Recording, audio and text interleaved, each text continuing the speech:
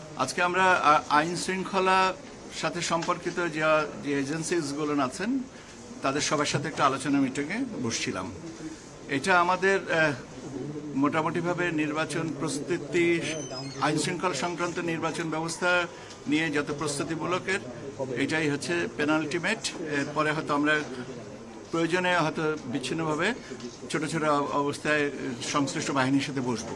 কিন্তু মোটামুটিভাবে আজকে মোটা দাগে যে জিনিসগুলোকে বলা হয়েছে আমি ব্রড ফ্রেম অফ রেফারেন্সে আপনাদেরকে জানিয়ে দিচ্ছি। সংশ্লিষ্ট বিষয়, দ্যাট ইজ আইন শৃঙ্খলা বিষয়ে লিড মিনিস্ট্রি হিসেবে স্বরাষ্ট্র মন্ত্রণালয় দায়িত্ব পালন করবে। তারা গাইডলাইন্স, প্রিন্সিপালস যেগুলো আছে কিভাবে কি কাজ করবেন না করবেন সে সম্পর্কে তারা অন্যান্যবারের মতন দিক নির্দেশনা দিবেন। ইলেকশন কমিশনে আমরা ওভারঅল মনিটরিং এবং কোঅর্ডিনেশনটা আমরা দেখব। ওভারঅল মনিটরিং অ্যান্ড কোঅর্ডিনেশনটা দেখা হবে নির্বাচন কমিশন থেকে। এখানে আমরা একটা মনিটরিং সেল করব, আর সে সাথে সাথে মনিটরিং সেলগুলোর সাথে আবার রেসপেক্টিভ বাহিনীগুলোর সাথে একটা সংশ্লিষ্টতা বা কোঅর্ডিনেশনটা থাকবে। এখন সেলের সাইজ কত হবে, কতজনের প্রতিনিধি হবে, এটা সম্পর্কে কোনো সুনির্দিষ্টভাবে এখনো বলা হয়নি। প্রতিনিধিদের সংশ্লিষ্ট জায়গা থেকে যারা যে নাম্বারটা আসবে আমরা সেইভাবে এটা কোঅর্ডিনেট করে নেব। এর সাথে আমাদের আরেকটা থাকবে সাইবার সিকিউরিটি সেল, যেখানে সোশ্যাল মিডিয়া প্ল্যাটফর্মগুলোকে মনিটর করা হবে, যে অপতথ্য সংস্কৃতি থেকে আমরা যেন মুক্ত থাকতে পারি। এখানে আপনারা জানেন যে ইউএনডিপি এর সাথে একটা ওদের প্ল্যাটফর্ম আছে, সেটা আমরা ব্যবহার করব। পাশাপাশি আমাদের নিজস্ব সক্ষমতা যেটা আছে, তথ্য মন্ত্রণালয়, সিআইডি এবং অন্যান্য যে এজেন্সিজের যে ফ্যাক্ট চেকের ব্যাপারে যে সমস্ত সক্ষমতা আছে সেগুলো নিয়েও আমরা কোঅর্ডিনেট করব। কমিউনিকেশন স্ট্র্যাটেজি হবে দুটো, top down and bottom up. That is শুধুমাত্র ফ্লো অফ ইনফরমেশন উপর থেকে নিচে যাবে এবং সেই অনুযায়ী কাজ হবে তা না, সেটার পাশাপাশি নিচে থেকেও উপরে আসবে।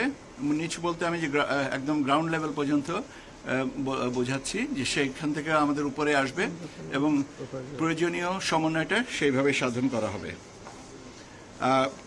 আমাদের ডেপ্লয়মেন্ট প্ল্যানে মূলত আপনার তিনটা ভাগে ডেপ্লয়মেন্ট প্ল্যানটাকে করা হচ্ছে। একটা হচ্ছে স্ট্যাটিক, সেটা হচ্ছে যে কেন্দ্রভিত্তিক, কেন্দ্রে কিছু নিরাপত্তা কর্মী থাকবেন, ওখানে স্ট্যাটিক থাকবেন। এর সাথে আমাদের চেকপোস্ট, বিভিন্ন জায়গায় চেকপোস্টের মাধ্যমে স্ট্যাটিক চেকপোস্ট হতে পারে, মোবাইল চেকপোস্টও হতে পারে। মোবাইল চেকপোস্ট হলে হয়তো একটা জায়গায় করা হলো, সেখান থেকে আবার 2 কিলোমিটার দূরে যে আবার করলেন, সেটাও আবার স্ট্যাটিক ইন নেচার।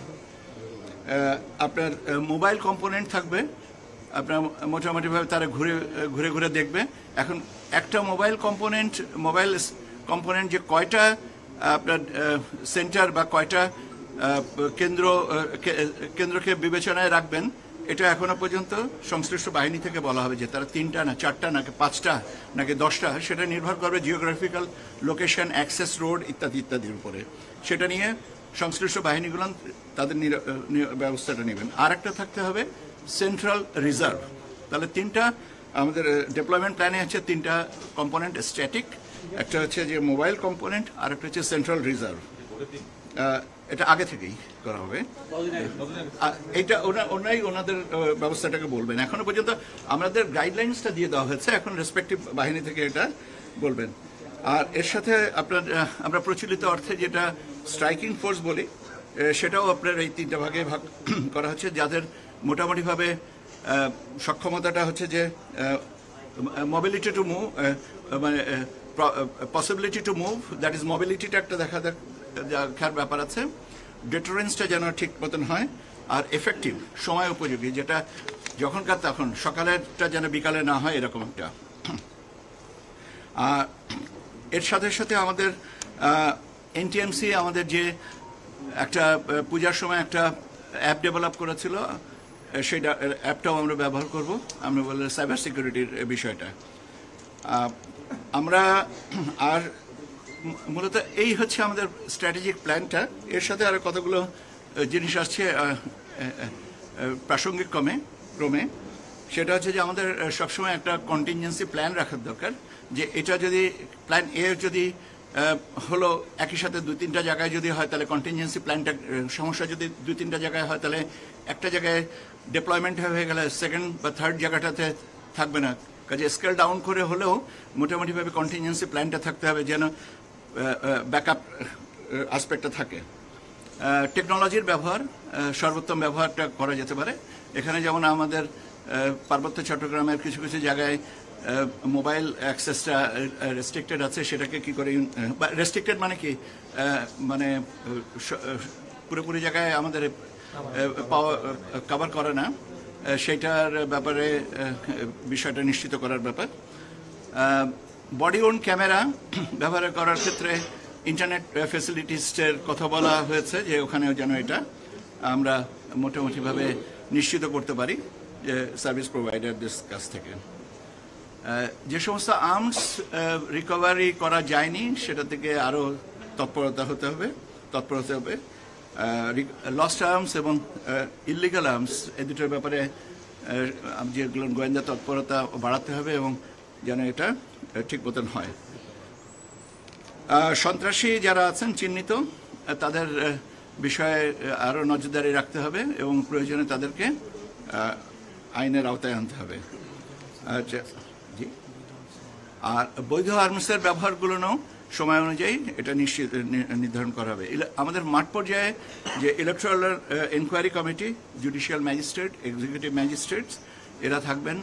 আপনারা জানেন এর পাশাপাশি সেনাবাহিনীর মানে আপনার ম্যাজিস্ট্রিয়াল পাওয়ার 28শে ফেব্রুয়ারি পর্যন্ত, আগের বছরের 28শে ফেব্রুয়ারি 2026 পর্যন্ত বর্ধিত করা হয়েছে, তারা সেটা এনজয় করবেন।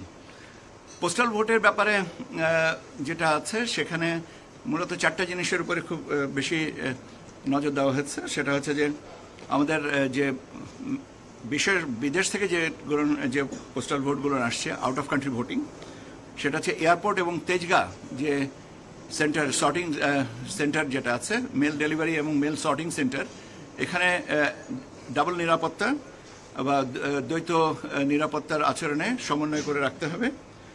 ট্রান্সপোর্টেশনটা যেটা আছে সেটা হচ্ছে যে এই সমস্ত সর্টিং করার পরে রেসপেক্টিভ রিটার্নিং অফিসারের কাছে পাঠানোর ব্যাপারে রাস্তার নিরাপত্তা এবং এটা সম্পূর্ণভাবে নজরদারিতে রাখা। রিটার্নিং অফিসারের কেন্দ্রের কাছে যখন পৌঁছাবে, তার কাস্টডিতে যখন থাকবে, সেখানে নিরাপত্তাটা নিশ্চিত করা এবং কাউন্টিংয়ের সময় যেন প্রয়োজনীয় নিরাপত্তাটা দেখা হয়। এবং এই 4টা জিনিসের ব্যাপারে গুরুত্ব আরোপ করা হয়েছে এবং রেসপেক্টিভ যাদের দায়িত্ব সেটা তারা সেইভাবে দেখবেন ওই ডেভেলপমেন্ট প্ল্যানের সাথে সম্পর্কিত করে। একটা জিনিসের প্রতি অধিক গুরুত্ব দেওয়া হচ্ছে যে লোকাল পলিটিক্যাল লিডার্সদের কাছ থেকে যেন আমাদের আইন শৃঙ্খলা বাহিনীর কোনো সদস্য হসপিটালিটি গ্রহণ না করেন, যে আপনারা এসছেন, আপনাদের থাকা খাওয়ার ব্যবস্থা আমি করছি, আপনাদের সব কিছু ব্যবস্থা করব, আপনারা নিশ্চিন্তে থাকেন। এই ব্যাপারটার থেকে আমরা বলেছি বিরত থাকতে হবে। যানবাহনের স্বল্পতার বিষয়টা বলা হয়েছে। সবাই বলেছেন যে যানবাহনের স্বল্পতার বিষয়টা আছে এবং সব বাহিনীর একটা, কেননা সারা দেশে একই দিনে ভোট হবে, গণভোট এবং জাতীয় সংসদের নির্বাচনে ভোট, কাজেই মুভমেন্ট বাড়বে। সেই ক্ষেত্রে আপনার স্থানীয় পর্যায়ে যানবাহনের স্বল্পতার বিষয়টা আছে। ওটার ব্যাপারে দুভাবে আমরা চিন্তা করা যেতে পারে। একটা হচ্ছে যে সমস্ত সরকারি দপ্তর আছে তাদের যানবাহন আমরা ব্যবহার করতে পারি থ্রু রিকুইজিশন, আর আরেকটা হচ্ছে এবারে স্থানীয়ভাবে যদি ভাড়ায় সংগ্রহ করা যায়, তো সেইগুলো নিয়ে আরও রেসপেক্টিভ এজেন্সিগুলো আরও তো আপনার চিন্তাভাবনা করে তারা একটা প্র্যাগম্যাটিক সলিউশনটা দিবে। আমরা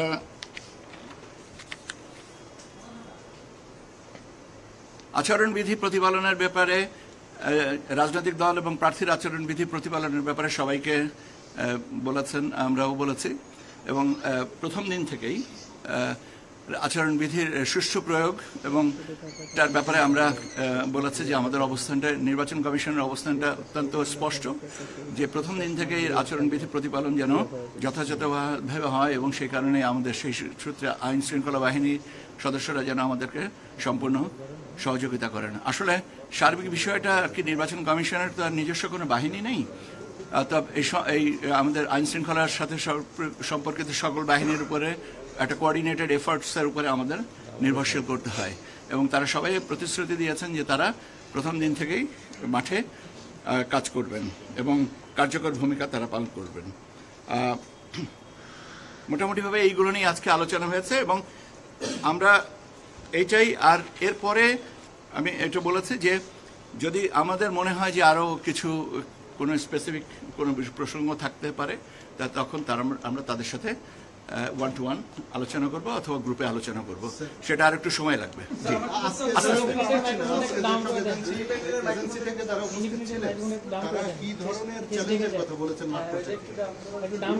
মাঠ পর্যায়ে থেকে চ্যালেঞ্জের কথা যেটা কোনো সুনির্দিষ্টভাবে বলা হয়নি, আমাদেরকে বলেছেন যে তারা আমাদের এই নির্বাচনকে সুষ্ঠু সর্বোত্তকরণের বিষয়ে তাদের যে অ্যাসেসমেন্টস আছে বা তাদের যে ভূমিকা আছে সেটা তারা পালন করবেন। কাজেই যে কোনো চ্যালেঞ্জ মোকাবেলায় তারা সদা প্রস্তুত থাকবেন, কিন্তু কোনো নির্দিষ্টভাবে বলা হয়নি যে এইটাই চ্যালেঞ্জ বা এটা চ্যালেঞ্জ না, এটা তাদের নিজস্ব পদ্ধতিতে তারা অনুসরণ করে এটা সমাধান করবেন।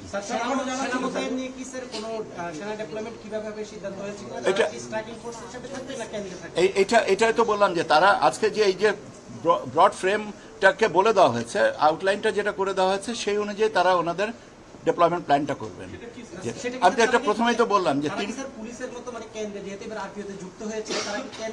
এটা ব্যাপার হচ্ছে যে আমরা বলেছি যে সার্বিক সমন্বয়ের দায়িত্বটা স্বরাষ্ট্র মন্ত্রণালয়ের, আচ্ছা, এবং আমাদের রিটার্নিং অফিসারের, তাদের সাথে সমন্বয় করে কেন্দ্রে থাকতে হবে কি স্ট্যাটিক হিসেবে, নাকি আপনার কোন এক জায়গায় রিজার্ভ ফোর্স হিসেবে থাকবেন, নাকি স্ট্রাইকিং ফোর্স হিসেবে থাকবেন, এটা ওনারা গ্রাজুয়ালি তৈরি করে নেবেন। এটা আমরা রেফারেন্স পয়েন্টগুলো বলে দিয়েছি যে আমাদের প্রয়োজনটা হচ্ছে এইভাবে, আপনারা এইভাবে ডেপ্লয়মেন্ট প্ল্যানটা করেন, কতজনা থাকবেন, কিভাবে থাকবেন না থাকবেন, এটা আরো পর্যায়ক্রমে ভাবে আমাদের কাছে আসবে। সেটা সময়সীমা কতদিন থাকবেন সে সম্পর্কেও কোনো কিছু হয়নি, এটা স্বরাষ্ট্র মন্ত্রণালয় তারা বলবে।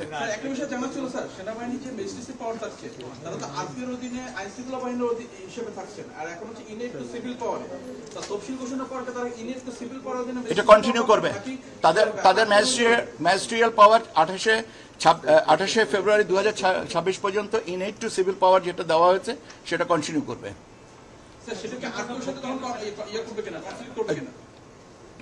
বললাম তো যে এটা ইনএড টু সিভিল পাওয়ার হিসেবে 28শে ফেব্রুয়ারি 2026 পর্যন্ত যে ম্যাজিস্ট্রিয়াল পাওয়ার দেওয়া আছে সেটা বহাল থাকবে। না, এখনো পর্যন্ত ঝুঁকিপূর্ণ ভোট কেন্দ্র আমার কাছে এই তথ্যটা নাই। এটা রেসপেক্টিভ এজেন্সিগুলো তাদের মতন অনুযায়ী করে আমাদের হয়তো পরবর্তীতে আরো জানালে আমি আপনাদেরকে জানিয়ে দেবো। জি, ইসির পক্ষ থেকে ডেভেলপমেন্ট প্ল্যানটা বলে দেওয়া হয়েছে যে আপনারা এইভাবে আপনাদের বাহিনীগুলোকে সাজাবেন। আমার মনে হয় না যে ক্লাশ করবে কিনা, ক্লাশ করার কোনো যৌক্তিক কারণ তো আমি দেখি না। আর আপনি যেটা বলছেন স্পষ্ট হচ্ছে বার্তা, সেটা হচ্ছে যে একটা সুষ্ঠু সুন্দর সার্বিক উৎসবমুখর পরিবেশের নির্বাচনকে বাস্তবায়ন করার জন্য সর্বাত্মক সহযোগিতা সবাইকে করতে হবে এবং নিজস্ব দায়িত্ব নিজের আওতায় পালন করতে হবে, কাউকে কোনো ছাড় দেওয়া হবে না।